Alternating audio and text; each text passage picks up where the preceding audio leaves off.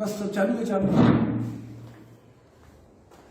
सभी सम्मानित आज के इस संवाद, इस परिचर्चा के सभी गणमान्य मेरे साथीगण, जैसा कि आज निर्धारित है कि हमें डॉक्टर भीमराव अंबेडकर, जिन्हें बाबा साहब भी कहते हैं हम प्रेम से, उनके ऊपर बोलना है, तो मुझे डॉक्टर अंबेडकर पर बोलने में कोई खास तैयारी की जरूरत नहीं पड़ी, क्योंकि आजादी के दौर में अगर हम पूरे स्वतंत्रता आंदोलन को देखें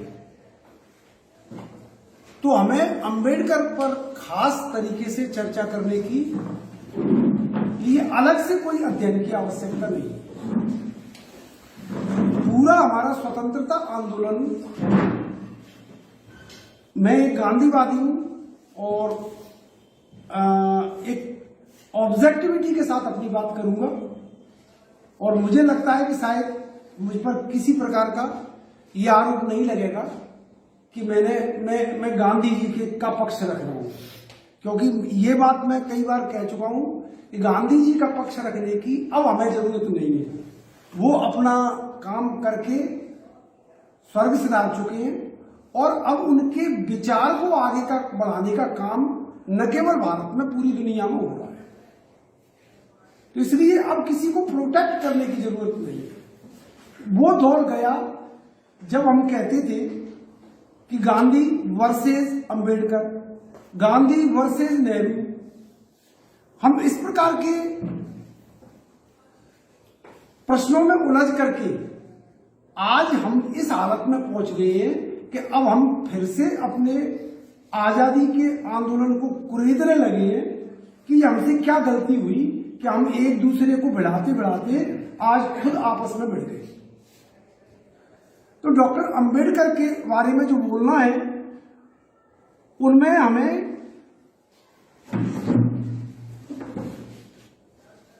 क्या लिखा है शुरुआत में, अंबेडकर और नेहरू के साथ संबंध पर, ठीक है चल, मैं वो एडिट हो जाएगा, कोई दिक्कत नहीं। हाँ, तो मैं आज आपसे डॉक्टर अंबेडकर पर विस्तार से चर्चा करूंगा। जितना मुझे आता है उससे ज्यादा जाने की कोशिश करूंगा, और बाकी मैं आप सभी लोगों से बहुत छोटा हूं और सभी से मैं ग्रहण भी करता रहता हूं। तो देखिए, अंबेडकर की जो जीवनी है उस पर मैं विशेष चर्चा नहीं करूंगा, क्योंकि यहां पर हम कोई जीवन परिचय उनका जानने के लिए नहीं इकट्ठे हुए हैं। किसी व्यक्ति को उनके विचारों से समझा जाता है, और आज महात्मा गांधी और अंबेडकर भारत में दो ही ऐसे विचारक हैं जिन्हें विश्व स्तर पर निर्विवाद रूप से मान्य किया गया है। आज ऐसी स्थिति में, जबकि देश में हम देख रहे हैं कि हमारी संवैधानिक मान्यताएं ध्वस्त हो रही हैं, हम जिस संविधान पर गर्व करते थे वो संविधान हमें इन कुछ सालों में चरमराता हुआ नजर आया। तो ऐसी स्थिति में हमें एक बार अंबेडकर पर भी बात कर लेना चाहिए कि हमसे कहां चूक हुई। मैं अपना प्रसंग यहां से शुरू करूंगा कि जब डॉक्टर अंबेडकर ने भारत के संविधान को जब संसद में प्रस्तुत किया तो उन्होंने यही कहा था कि देखिए, हमने दुनिया का सबसे बेहतरीन संविधान बनाया है, लेकिन दुनिया का सबसे बेहतरीन संविधान होने के बाद भी अगर लोग बुरे होंगे तो ये संविधान बुरा रहेगा, और अगर लोग अच्छे होंगे तो ये संविधान अच्छा रहेगा। कहने का मतलब ये हुआ कि उन्होंने ये कहा कि हम चाहे कितना भी अच्छा संविधान बना दें, लेकिन हम अपने भारत के 5000 साल पुराने समाज को नहीं बदल सकते। समाज को बदलने की प्रक्रिया कठिन है। हम राजनीतिक रूप पर नहीं ढलते हैं, सामाजिक रूप पर तो हमारा प्रशिक्षण होता रहता है। कोई ब्राह्मण है, कोई ठाकुर है, कोई कुछ है, तो जातिगत प्रशिक्षण तो हमारा होता रहता है, हमारा राजनीतिक प्रशिक्षण नहीं हो पाता। और इस कारण से उसका प्रभाव यह पड़ता है कि हम अपने देश की संविधान को ही नुकसान पहुंचा रही होती है। डॉक्टर अंबेडकर के जीवन से अगर आज हमें कुछ सीखने की जरूरत है, अगर कोई सबसे बड़ी बात है, आज का निचोड़ है, तो वो यह है कि हमें कभी भी किसी भी व्यक्ति का अपमान कभी भी नहीं करना चाहिए। ये उनके जीवन का एक सबसे बड़ा पहलू है, क्योंकि उनकी जो करुण गाथा है, 14 अप्रैल 1891 उनका जन्म हुआ और जन्म से लेकर बाबा साहब बनने तक उन्होंने जो अपमान इस समाज में झेला, उस दास्तान को हम तभी समझ सकते हैं जब हम सब लोग, जो कि हम अपने देश पर अपनी मिल्कियत का दावा करते हैं, लेकिन हम भूल जाते हैं कि हम अपने से एक बहुत बड़े समाज को एक लंबे समय तक उपेक्षित करते रहे।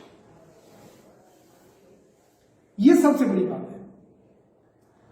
जहां तक गांधी जी का प्रश्न है, तो मुझे इतना 7-8 सालों में काफी पढ़ने के बाद मुझे कभी भी नहीं लगा कि गांधी वर्सेस अंबेडकर, मुझे नहीं लगा। बल्कि मैं कई लोगों से बिल्कुल हाथ जोड़कर उनसे कहता हूं कि आप इस बहस में मत पड़िए। न तो आप गांधी को जानते हैं, न अंबेडकर को जानते हैं। आप उन क्षणों को ढूंढिए जब अंबेडकर और गांधी एक ही भाषा बोल रहे थे। शायद ये बहुत कम लोग जानते होंगे, क्योंकि जनरली ये माना जाता है कि डॉक्टर अंबेडकर गांधी जी के हमेशा खिलाफ रहे, लेकिन ऐसा नहीं हुआ। वो दौर अलग था।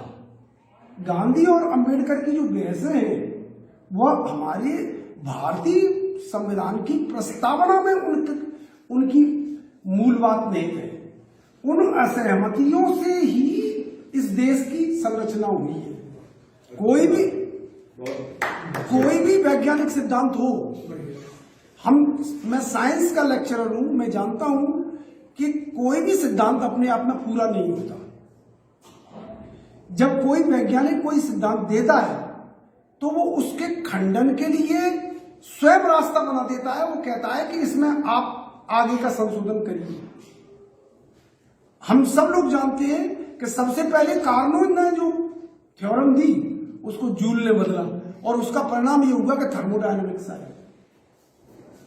जो न्यूटन ने बात कही, वो गैलीलियो के बेस पर कही, और न्यूटन की बात को आगे बढ़ाया आइंस्टीन ने, और आइंस्टीन की बात को बढ़ाया स्टीफन हॉकिंस ने।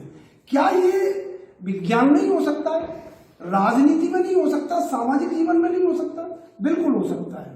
मैं आज आपके सामने उन्हीं घटनाओं को रखूंगा जब गांधी और अंबेडकर दोनों का स्वर एक था, या उनकी जो बहसें थी वो एक तरह से देखा जाए तो वो दौर ही ऐसा था कि जब असहमति का सम्मान किया जाता था, असहमति का सम्मान होता था। मैं आपको एक प्रसंग सुनाता हूं कि सबसे पहले बाल गंगाधर तिलक जिन्होंने बड़े जोशीले नारे दिए कि स्वराज हमारा जन्मसिद्ध अधिकार है और हम उसे लेकर रहेंगे। बाल गंगाधर तिलक ने रविंद्रनाथ टैगोर को 50,000 रुपए उस समय दिए और उनसे कहा कि आप यूरोप घूम के आइए और यूरोप में आपको भारत की बात करनी है। जब ये 50,000 रुपया टैगोर के पास पहुंचा तो उन्होंने तिलक को वापस पत्र लिखा और उन्होंने कहा कि मैं आपका यह पैसा स्वीकार करने में अपने आप को असमर्थ पा रहा हूं, क्योंकि आप ठहरे एक राजनेता और मैं ठहरा एक कवि और साहित्यकार। आप जिस तरीके से मुझसे भारत की बात करने को कहेंगे मैं वैसे नहीं कर सकता, इसलिए मैं आपका यह पैसा लेने में असमर्थ हूं। तो तिलक ने दोबारा उनसे कहा कि टैगोर साहब, मैं आपसे ये नहीं कह रहा हूं कि आप मेरे अनुसार बात करिए, आप अपने अनुसार बात करिए, लेकिन आप यूरोप घूमने जाइए, इस पैसे को स्वीकार कीजिए और आप अपने तरीके से भारत की बात करिए। तो उन्होंने कहा कि देखिए, आप गीता के ज्ञाता हैं, आप गीता रहस्य लिख सकते हो, लेकिन मेरी अपनी स्वायत्तता है और मैं भारत की बात करूंगा तो आपके हिसाब से नहीं करूंगा। और जब मैं आपके पैसे से यूरोप जाऊंगा और मैं अपने हिसाब से बात करूंगा तो ये मेरी पेशेगत बेईमानी होगी। इसलिए मैं ये पैसा आपसे नहीं ले सकता, लेकिन मैं आपकी असहमति का सम्मान करता हूं। अगर मुझे गीता पर कुछ जानना होगा तो मैं आपसे बात करूंगा।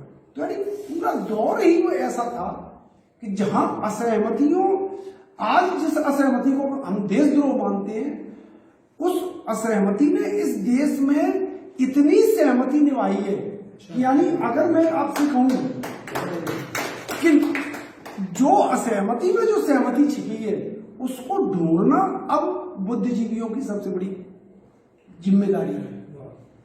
डॉक्टर अंबेडकर महार सत्याग्रह की बात चल रही। महार सत्याग्रह के समय हम जानते हैं कि सनातनी हिंदुओं द्वारा तालाब को शुद्ध किया गया। जब शुद्ध किया गया तो अंबेडकर ने उस समय जो महार सत्याग्रह हुआ था उस समय उन्होंने ये कहा था कि तुम सनातनियों ने तालाब को शुद्ध करके जो नीच काम किया है, शब्द बिल्कुल यही जो मैं बोल रहा हूं, अब तुम्हारे हमारे बीच का पुल हमेशा के लिए खत्म हो चुका है। अब ये पुल दोबारा नहीं बन पाएगा।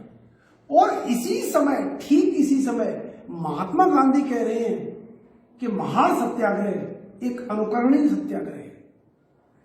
इस सत्याग्रह ने दलित समाज को नैतिक विजय दिलाई है और सनातनी हिंदुओं को एक पराजय का मुंह देखना पड़ा है।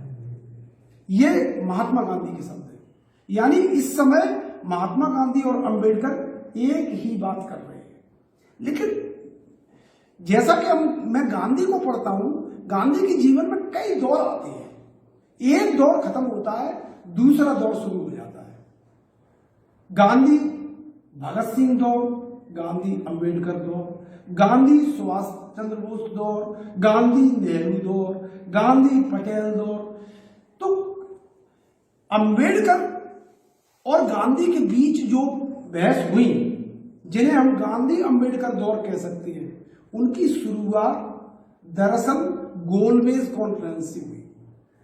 प्रथम गोलमेज कॉन्फ्रेंस में, यानी गोलमेज कॉन्फ्रेंस जैसा कि आप सभी जानते हैं, ब्रिटिश सरकार ने कहा कि अब भारत का स्वरूप क्या होगा आजादी का, इस पर बातचीत करने के लिए आप सब लोग इंग्लैंड पधारिए। तो गांधी जी ने पहले दौर की वार्ता के समय, चूंकि वो जेल में थे, पूरी कांग्रेस लीडरशिप जेल में थी, तो उन्होंने कहा कि भाई हम जेल में, तो हम कैसे आ सकते हैं। तो पहले जो गोलमेज सम्मेलन था पहला, उसमें डॉक्टर अंबेडकर ही गए थे, महात्मा गांधी नहीं गए थे। लेकिन दूसरे दौर तक आते आते गांधी इरविन समझौता होता है और तय होता है कि गांधी जी इंग्लैंड जाएंगे।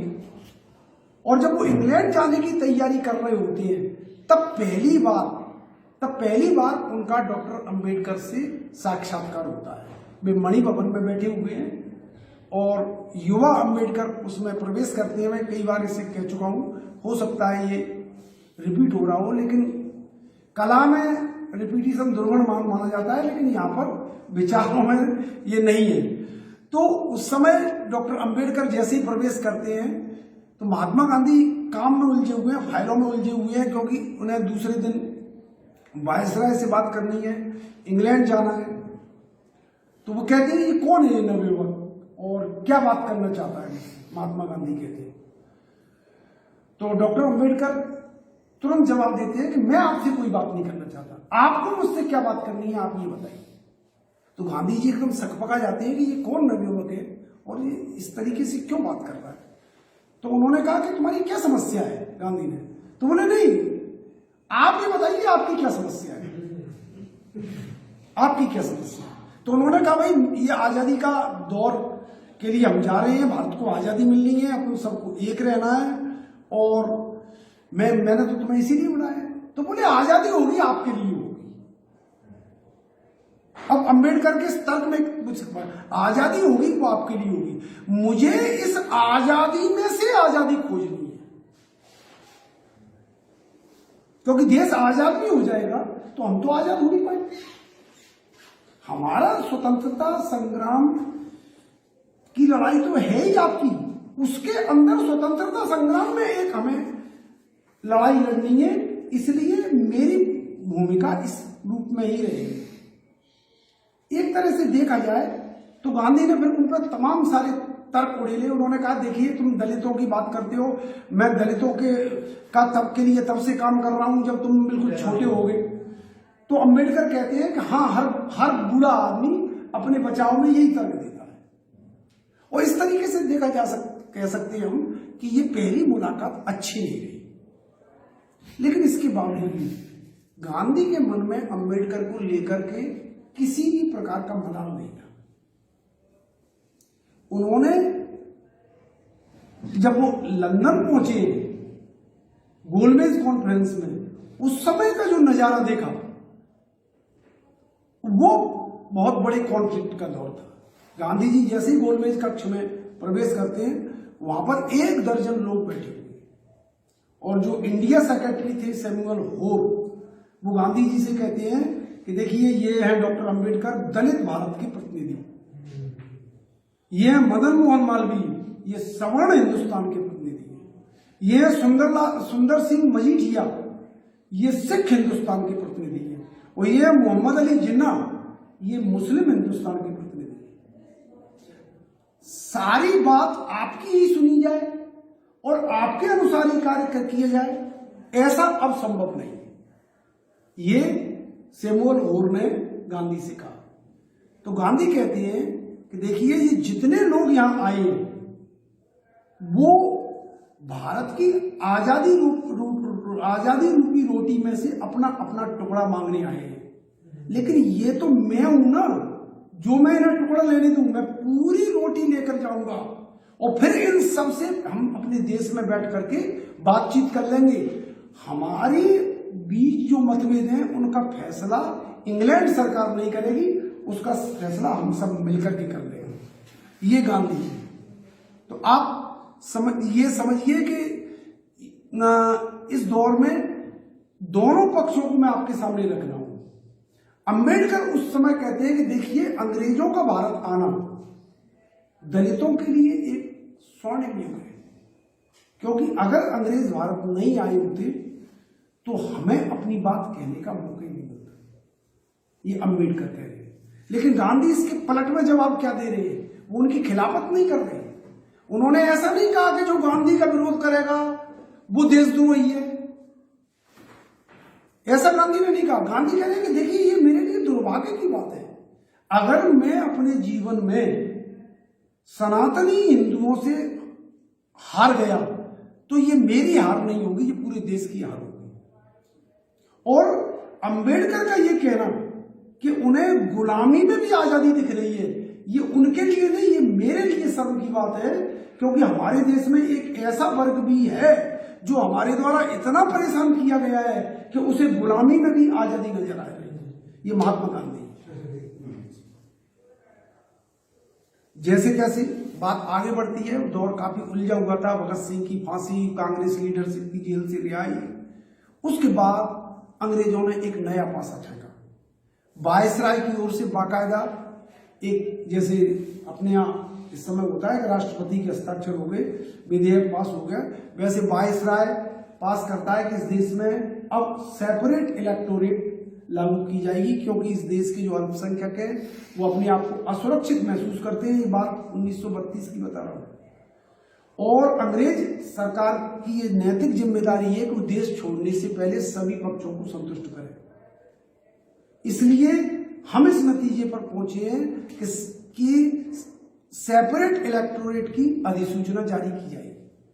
और जैसे ही अधिसूचना जारी होती है, यरवदा जेल में गांधी जी आमरण अनशन पर बैठ जाते हैं। इसके बारे में बहुत सी लोगों में तरह तरह की बातें उठती हैं। कोई कहता है कि गांधी जी ब्लैकमेल कर रहे थे, कोई कहता है गांधी जी इमोशनल ब्लैकमेल कर रहे थे। अगर मैं गलत नहीं हूं या कोई सुधार करे तो मुझे जो लगता है वो ये लगता है कि गांधी ये चाहते थे कि इस मुद्दे का हल समग्रता में खोजा जाना चाहिए।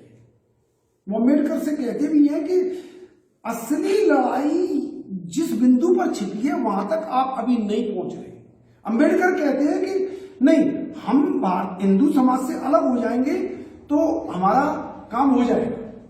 गांधी कहते हैं इससे संघर्ष और बढ़ेगा, इससे संघर्ष और बढ़ेगा। वो कहते हैं हम तो संघर्ष से जो रिएक्शन पैदा होगा, वो कहते हैं कि नहीं नहीं, रिएक्शन पैदा नहीं होगा, इससे तनाव पैदा होंगे, क्योंकि दलित संख्या में अधिक होने के बावजूद भी सवर्णों से हार जाएंगे क्योंकि उनके पास साधन कम है। यानी ये महत्वपूर्ण बात, हाँ, साधन कम है, इसलिए तुम मुझे 5 साल का वक्त दो। अब देखिए यहां आके गांधी थोड़े से गलत सिद्ध हो जाते हैं कि गांधी ने अंबेडकर से कहा कि तुम मुझे 5 साल का वक्त दो, मैं अपने देश के सनातनियों को समझाऊंगा। शायद आज भी गांधी होते तो गांधी कहते कि हाँ ये मेरी गलती थी, सनातनियों की समझ में अभी भी नहीं आई। जो हकीकत है इससे हम आंख नहीं मोड़ सकते। ये वो दौर था। उसके बाद इतनी असहमतियों के बावजूद भी जब उनके बीच पूना पैक्ट होता है तो पूना पैक्ट में दरअसल एक प्रकार की राजनीतिक गोलबंदी थी। महात्मा गांधी राजनीति के लिए काम नहीं करते थे, वो अपनी अंतरात्मा की टॉर्च से अपना अगला कदम खोज लेते थे और उसी को वे सफिशिएंट समझते थे। वो राजनीति की भाषा नहीं बोलते थे, लेकिन राजनीति उस समय हो गई थी। अंबेडकर को लगता था कि मुस्लिम लीग मेरा साथ देगी, लेकिन जैसे ही गांधी जी अनशन पर बैठे, अनशन के तीसरे दिन मद्रास प्रेसिडेंसी के अध्यक्ष मोहम्मद याकूब अपना बयान जारी करते हैं और वो कहते हैं कि मैं जब से बड़ा हुआ हूं, यानी देखिए उनका एक छत्र नेता, अभी देश आजाद नहीं हुआ है, 1932 चल रहा है, जिन्ना के अंडर में है, लेकिन वो क्या कह रहे हैं? वो कह रहे हैं कि मैं जब से इस देश में पैदा हुआ हूं तब से लेकर अब तक महात्मा गांधी इस देश के एक छत्र नेता हैं जो सबका भला चाहते हैं। इसलिए डॉक्टर अंबेडकर यदि इस शर्त पर या ये सोच रहे हो कि मुस्लिम लीग उनका साथ देगी, तो गांधी की कीमत पर मुस्लिम लीग उनका साथ नहीं देगी, क्योंकि मुस्लिम लीडरशिप में भी जितने भी नेता हैं, इंक्लूडिंग जिन्ना सहित, वो गांधी जी के घुटने तक नहीं पहुंचते हैं। ये मद्रास मुस्लिम लीग के अध्यक्ष का बयान है, ऑन द रिकॉर्ड है, कोई बात इसमें ऑफ द रिकॉर्ड नहीं। तो अंबेडकर पर जो हम कहते हैं ना कि गांधी जी की इमोशनल उसका प्रभाव पड़ा, नहीं, अंबेडकर ने सारा हिसाब किताब लगा लिया था और हिसाब किताब लगाने के बाद गांधी से जब उनकी बातचीत होती है पूना पैक्ट में, तो वो समझाते हैं कि देखिए ये पूरा जो मैं दे रहा हूं आपको इतना मिलेगा, और जो उससे अधिक है, जो सेपरेट इलेक्टोरेट से अधिक बड़ी चीज आपको देने जा रहा हूं, इसलिए देश हित में आप समझौता कीजिए। पूना पैक्ट पर समझौते होता है। अब लोग ये पूछ सकते हैं, मान लीजिए पूना पैक्ट नहीं हुआ होता तो क्या होता? प्रश्न ये है, क्योंकि नकारात्मक सब नहीं होता, पूना पैक्ट तो क्या होता? देखिए अंग्रेजों ने, मैंने आपको बताया, सेपरेट इलेक्टोरेट का अध्यादेश जारी कर दिया था, जैसे किसान आंदोलन के अध्यादेश जारी हो गए थे राष्ट्रपति के हस्ताक्षर से। अब ये किसानों ने 1 साल आंदोलन करने के बाद बड़ी मुश्किल में वापस कराया। गांधी जी ने 5 दिन उपवास करने के बाद 6वें दिन अंबेडकर ने हस्ताक्षर किए और ये कानून अपने आप अंग्रेजों की चाल एक तरह से निष्फल हो गई। अंग्रेज जो चलना चाहते थे वो चाल खत्म हो गई। तो गांधी जी का सोचना कुछ अलग था, लेकिन मैंने बताया ना, जहां तक गांधी जी का सोचना था कि 5 साल में हिंदू सुधर जाएंगे, वैसा नहीं हुआ, वैसा नहीं हुआ। मैं भी ब्राह्मण समाज में का हूं, गांव में मैंने देखा है, अपनी आंखों से जो देखा है, कई प्रश्नों के जवाब हमें अपनी पुरानी पीढ़ी से नहीं मिले, तो इसलिए हम ये भी नहीं कह सकते कि हमारी पुरानी पीढ़ी एकदम आदर्श थी। हमें सच की तह में जाना चाहिए और सच को स्वीकार करना चाहिए। कभी भी किसी का भी अपमान इस दुनिया में नहीं होना चाहिए, ये एक सबसे बड़ी बात है। तो इस तरीके से पूना पैक्ट के बाद गवर्नमेंट ऑफ इंडिया एक्ट आया और आजादी के दौर की बहसें शुरू हुई। ध्यान रखिए, आज हमें जो लोग हम फेसबुक पर सोशल मीडिया पे देखते हैं कि आरक्षण ये, आरक्षण वो, आरक्षण नहीं हो तो ये देश उन्नति कर जाएगा, ये हो जाएगा। मैं आपसे कह रहा हूं, आरक्षण को जानने के लिए आपको 1932 से लेके 1947 तक की बहसें सुननी होंगी और उस दौर के बड़े बड़े नेता, बड़े बड़े दक्षिणपंथी भी, उत्तरपंथी भी, पूर्वपंथी भी और पश्चिमपंथी भी, सारे नेता इस निष्कर्ष पर पहुंचे। सारे नेताओं का एक निचोड़ था। जब गांधी जी नोआखाली में बैठे हुए हैं और वो पत्र से पूछ रहे हैं नेहरू से कि बताइए भारत की संविधान की प्रस्तावना में तुमने क्या लिखा है, क्योंकि रेजोल्यूशन पहले ही पास हो गया था, संविधान बाद में बना है, तो वो उसकी प्रति भेजते हैं कि ये पास हो रहा है। तो वो कहते हैं कि इस पर टिके रहना, इससे इंच भर मत सरकना। यानी जो भारत की प्रस्तावना जो हम पहले पन्ने पर पढ़ते हैं उस पर एक तरह से गांधी का अनुमोदन है। आज उसमें भले ही संविधान संशोधन हो गया हो, लेकिन गांधी का उसमें पूरा सहमति थी और उसमें यह तय हुआ था कि जो आरक्षण की बात आती है वो संविधान में जारी रहेगी और तब तक जारी रहेगी क्योंकि उन नेताओं का मानना था कि भारतीय समाज ने अपने एक बहुसंख्यक समाज को एक लंबे समय तक उपेक्षित रखा है। तो इस लंबे समय तक उपेक्षित रखने का उपाय एक ही है कि उनका जबरदस्ती प्रवेश, जबरदस्ती काट बहिष्कार का उपाय क्या है? जबरदस्ती प्रवेश। ये संविधान की मूल भावना है।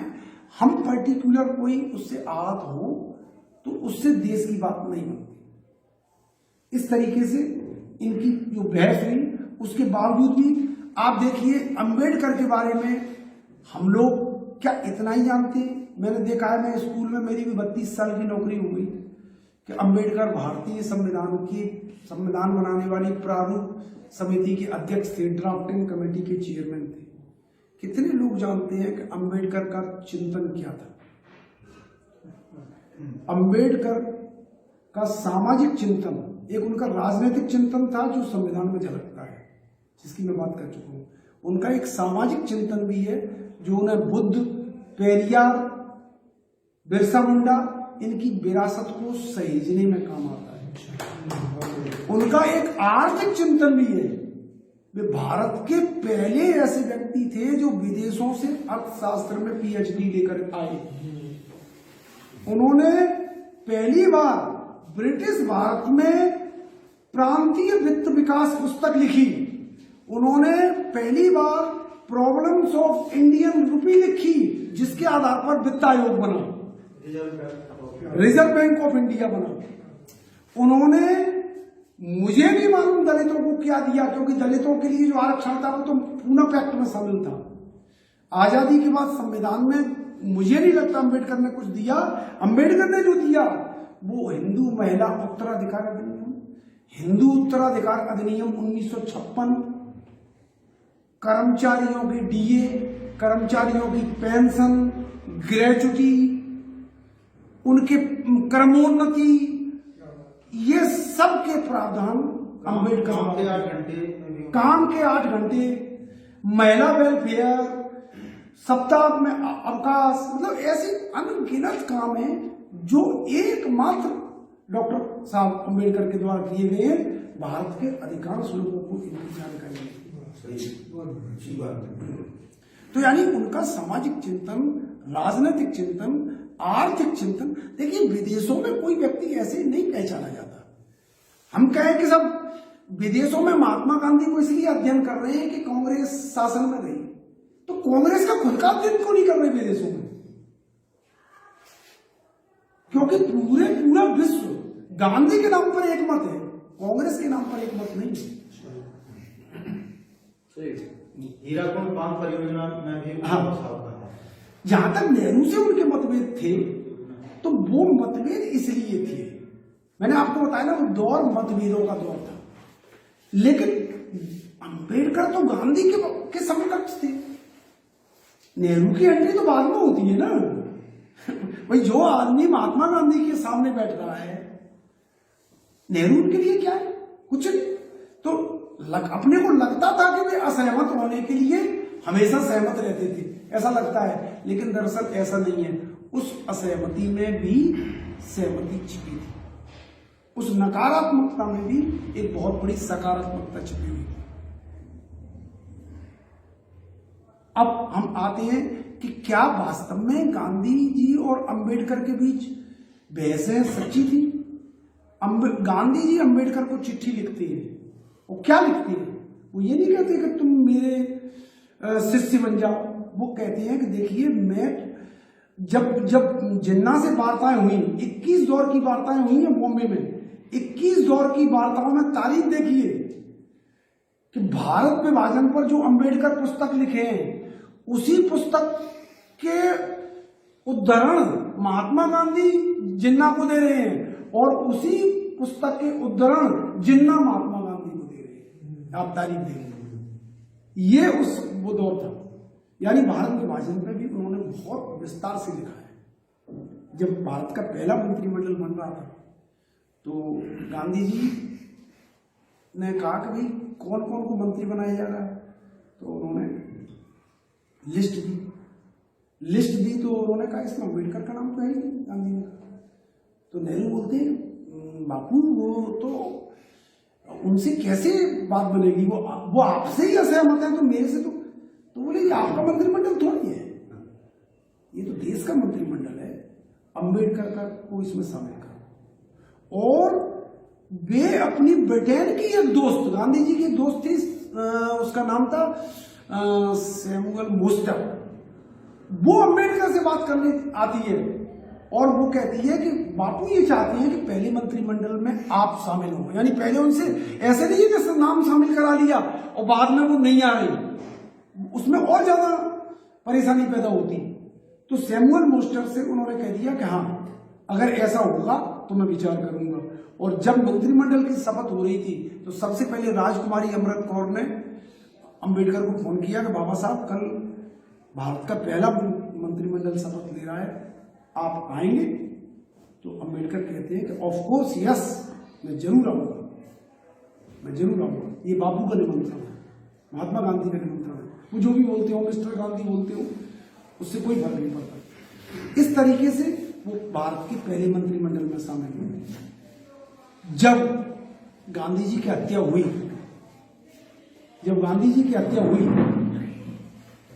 तो बिरला हाउस पहुंचने वाले सबसे पहले व्यक्ति डॉक्टर अंबेडकर थे।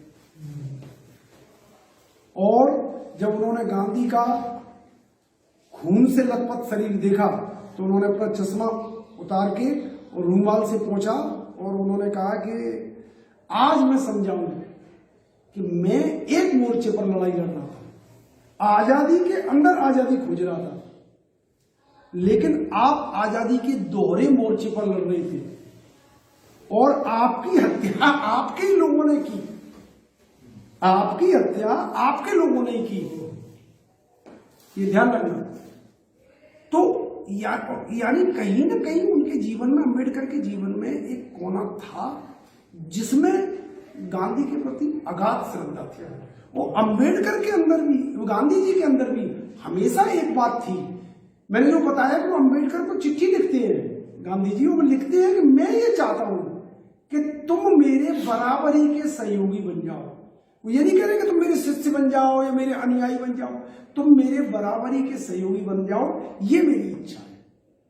अब आप गांधी को देखिए, जब गांधी जी की हत्या हो जाती है उसके बाद उन्होंने दूसरी शादी शारदा कबीर से, शारदा कबीर ही नाम है, बाद में सविता अम्बेडकर, दोनों नाम है। हाँ अच्छा, तो शारदा कबीर से जब उनकी शादी हुई तो शादी के कार्ड का इनविटेशन लेके वे अपनी पुरानी एम्बेसडर कार में जा रहे थे। रास्ते में उन्हें गांधी जी के जो सचिव थे प्यारेलाल, वो गाड़ी में वो जाते हुए दिखते हैं कहीं पैदल। तो डॉक्टर अंबेडकर अपनी सफेद कार में से उन्हें हाथ देते हैं कि रुको। तो उस समय एम्बेसडर बहुत पुरानी हुआ करती थी और बड़ा वैसा दौर था। तो प्यारेलाल रुकती है, वो कहती है आप बैठो मेरे पास, ये मेरी चिट्ठी है सारी, और मैं ये चाहता हूं कि मैं आपको प्यारेलाल के रूप में नहीं बुला रहा, मैं आपको महात्मा गांधी के प्रतिनिधि के रूप में बुला रहा हूं। डॉक्टर अम्बेडकर का शब्द है। तो चिट्ठी खोल के देखते हैं प्यारीलाल, और वो कहते हैं कि आज बापू होते तो इस शादी में जरूर आते।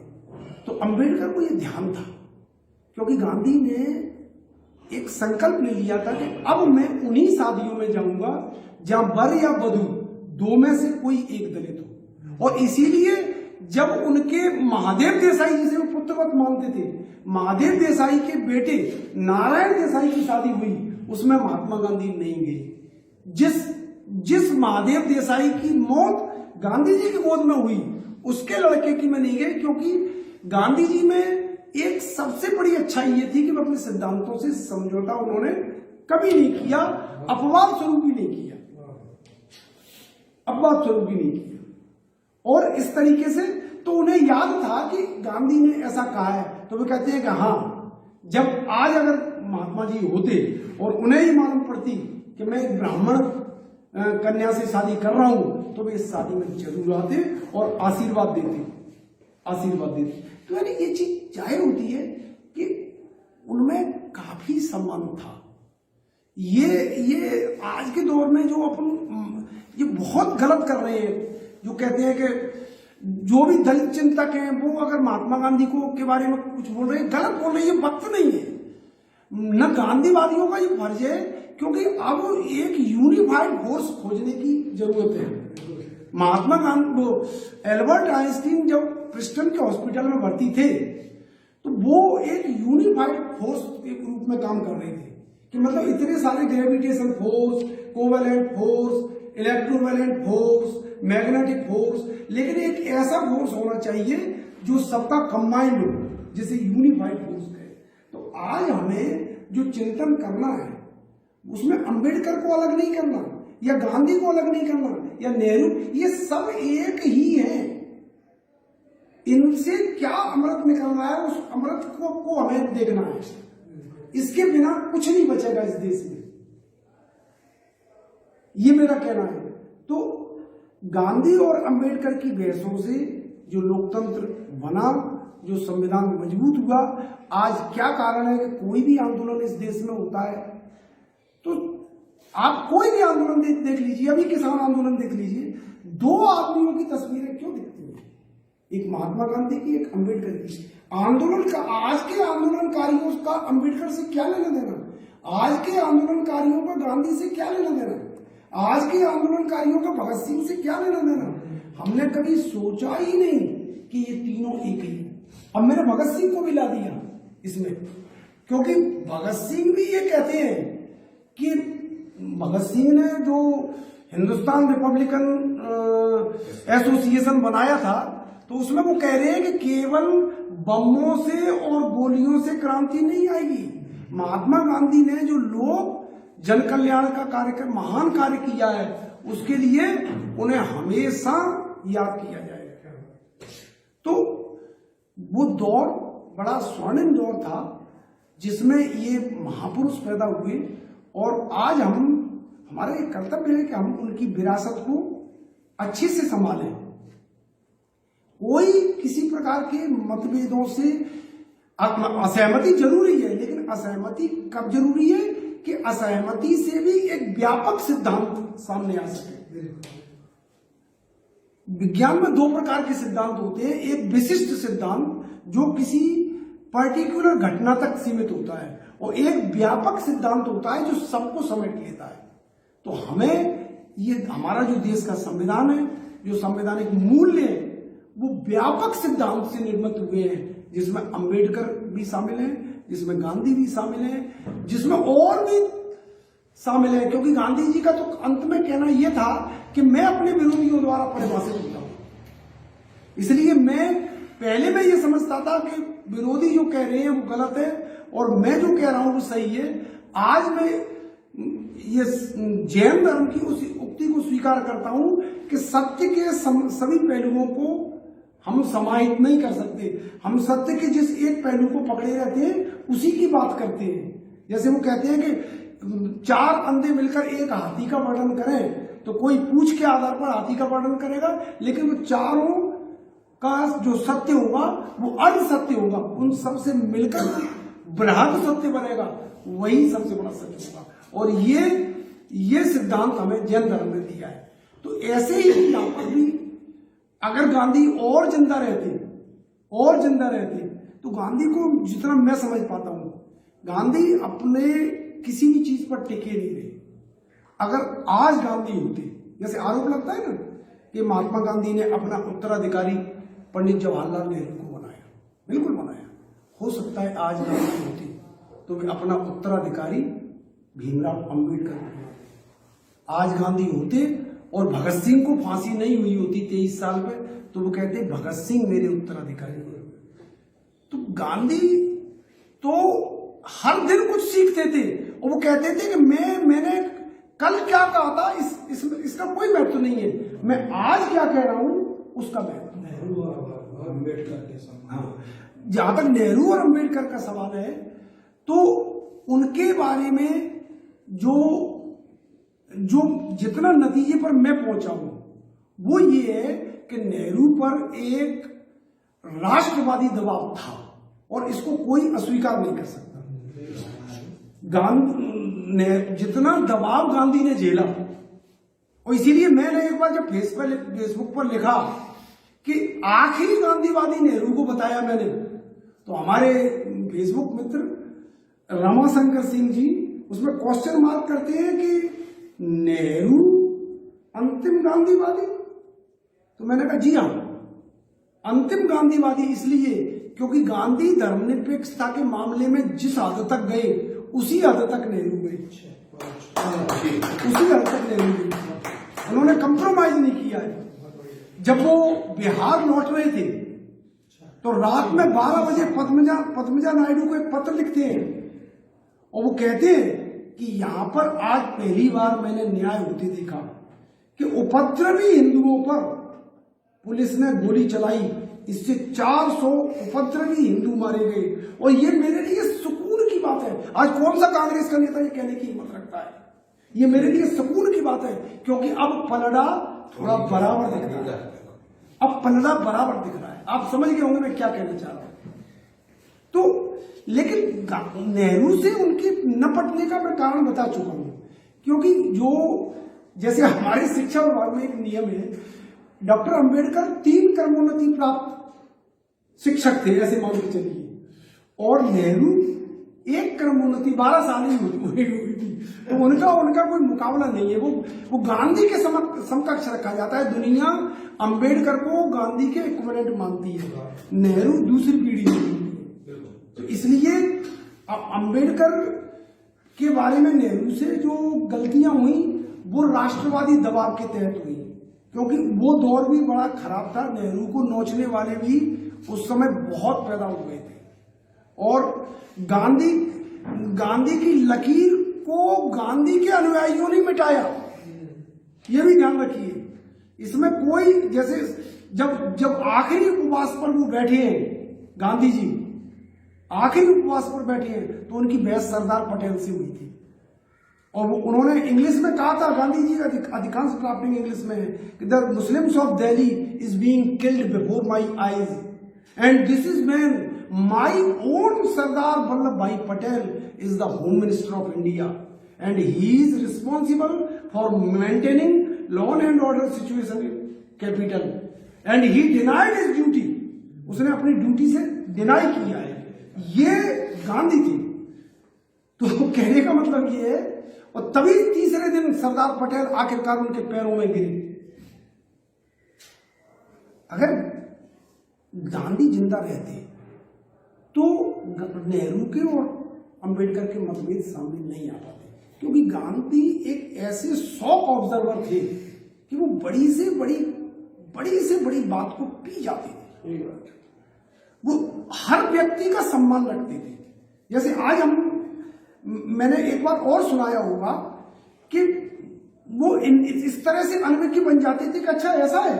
जैसे बड़ा बढ़िया प्रसंग है कि जो आजादी का, भारत विभाजन का जो प्रस्ताव है उस पर माउंटबेटन के हस्ताक्षर हैं, जिन्ना के हस्ताक्षर हैं और कांग्रेस अध्यक्ष के रूप में मौलाना आजाद के भी हस्ताक्षर हैं। और माउंटबेटन उस कागज की एक प्रति गांधी जी को भेज देता है। गांधी जी उस समय दलित बस्ती में थे और गर्म पानी में अपने पैर सेक रहे थे।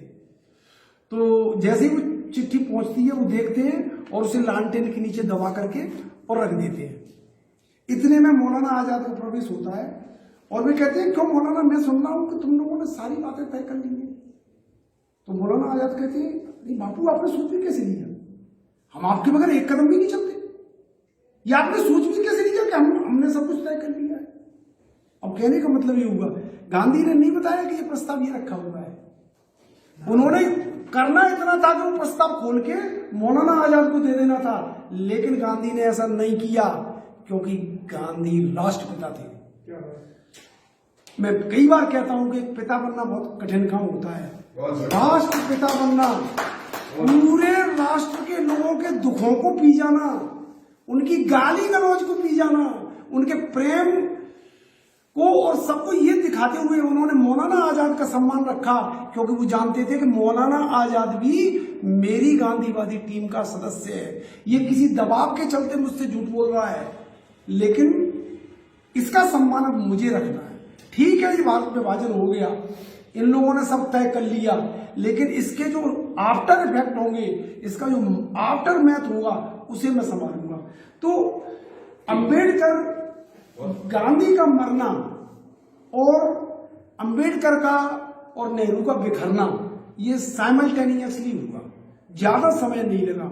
और यही कारण है कि भारत उस चीज से वंचित रह गया कि जैसे मैंने आपको बताया कि अंबेडकर के बारे में अपने देश में एक सीमित जानकारी, जैसे मैंने अभी बताया कि वही वो संविधान का प्रारूप बनाने वाली समिति के अध्यक्ष थे। ये एक तरह से उनका महत्व कम करना है। मैंने आपको बताया कि उनका एक सामाजिक चिंतन था, उनका आर्थिक चिंतन था, उनका राजनीतिक चिंतन था। वो महात्मा बुद्ध, पेरियार और बिरसा मुंडा की विरासत के उत्तराधिकारी थे। उन्होंने ठीक है, उनका जो संघर्ष था, उनकी, जैसा कि एक आधुनिक भारत के इतिहासकार हैं सुमित चक्रवर्ती, उन्होंने बड़ा अच्छा लिखा है। उन्होंने लिखा है कि हमारा किसी भी घटना को देखने का नजरिया राष्ट्रवादी होता है, और हम ये देखने की कोशिश करते हैं कि अंबेडकर अंग्रेजों से लड़े या नहीं लड़े, गांधी अंग्रेजों से लड़े। वो कह रहे हैं ये चश्मा उतार कर फेंक दो, और हमेशा ये देखो कि अंबेडकर जो काम कर रहे थे वो आजादी से भी बड़ा काम था, क्योंकि वो आजादी के अंदर एक और आजादी की खोज कर रहे थे। तो इसलिए मैं यही कहना चाहता हूं कि हमारे पवन करण जी, जो ये एक भले ही एक सीमित बौद्धिक चर्चा होती है, हम जो बोलते हैं, हम जो लिखते हैं, हमें ये नहीं सोचना चाहिए कि हमारी आवाज नहीं सुनी जा रही, बहुत दूर तक जा रही। कलम कुछ समय तक अपनी आस्था के साथ चलती है, उसके बाद वो खून की स्याही आगे बढ़ती रहती है। हम जो बोलते हैं, जो लिखते हैं, उसका बल्कि हमारा प्रभाव ज्यादा है, क्योंकि हम किसी राजनीति के व्यक्ति नहीं है। सामाजिक चेतना अब राजनीतिज्ञों के बस का काम नहीं है।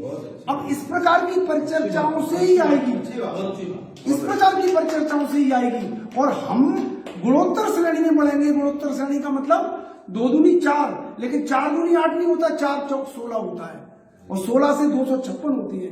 तो ये हमारी श्रृंखला अभिक्रिया है रसायन शास्त्र की भाषा में, वो हमें वही करना है।